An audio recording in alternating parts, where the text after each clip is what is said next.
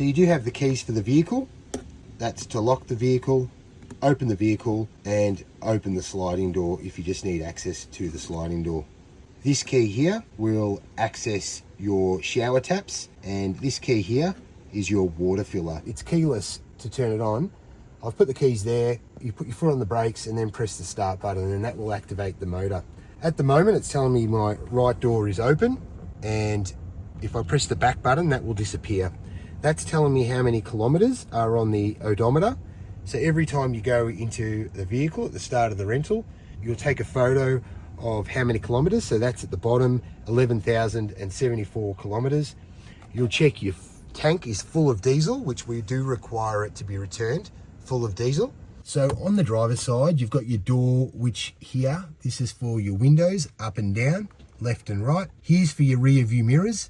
So that's for your left rear view mirror, right rear view mirror, and your adjustments there.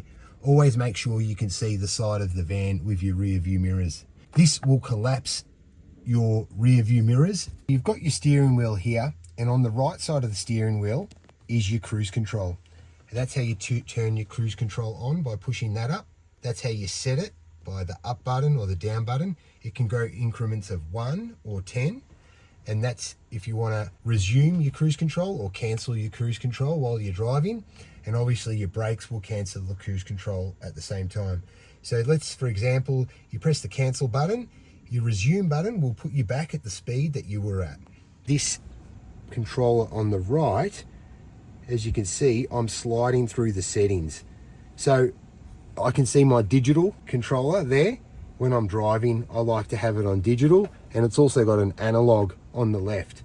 It's more easier to set your cruise control when everything's in digital there. I'm going to hit my back button again. I'm going to scroll to the top. I can see my kilometers. I can see my fuel consumption. It is advisable that you do sort of scroll through this before you start driving, just to get to know your vehicle. And all of that is accessible by swiping up and down or side to side with this keypad just here. That little square pad there acts as a mouse pad.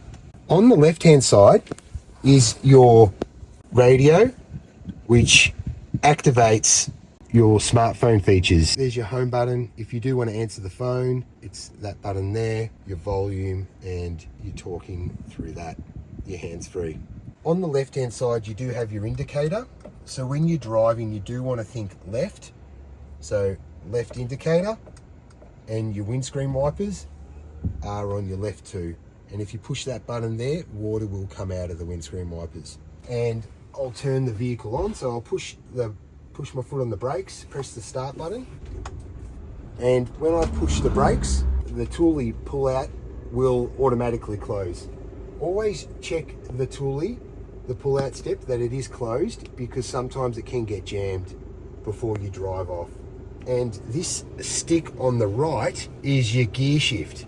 So if I push down, I can see that I'm in drive. If I push up, all the way up, I'm in reverse. If I push a half, I go to neutral. And if I push the button on the end of the stick, I'm back into park.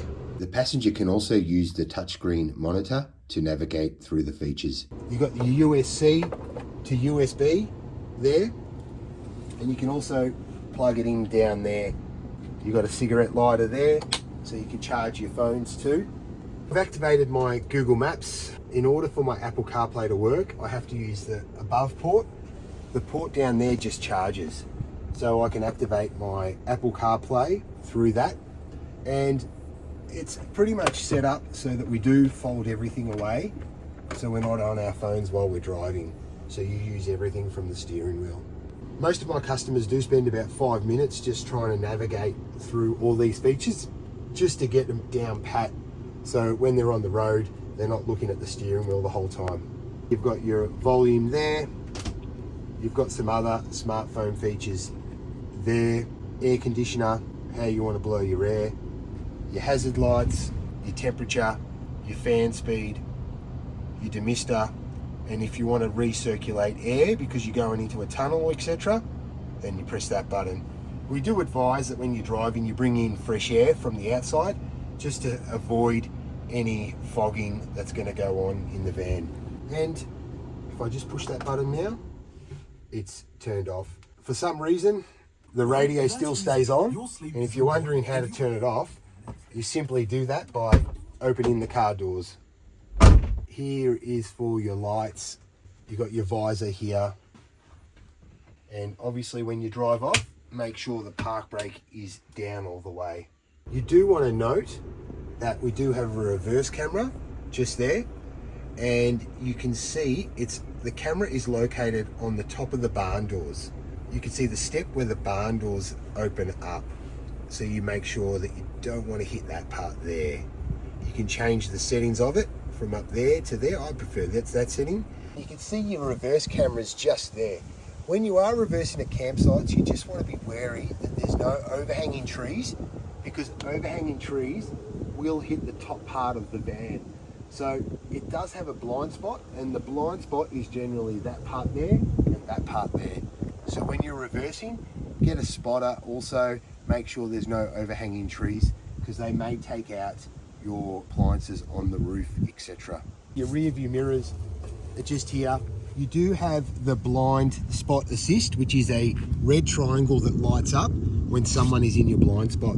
Always check your blind spot, as sometimes they cannot activate for some certain reason, but it is handy to know that someone is in your blind spot when it does light up.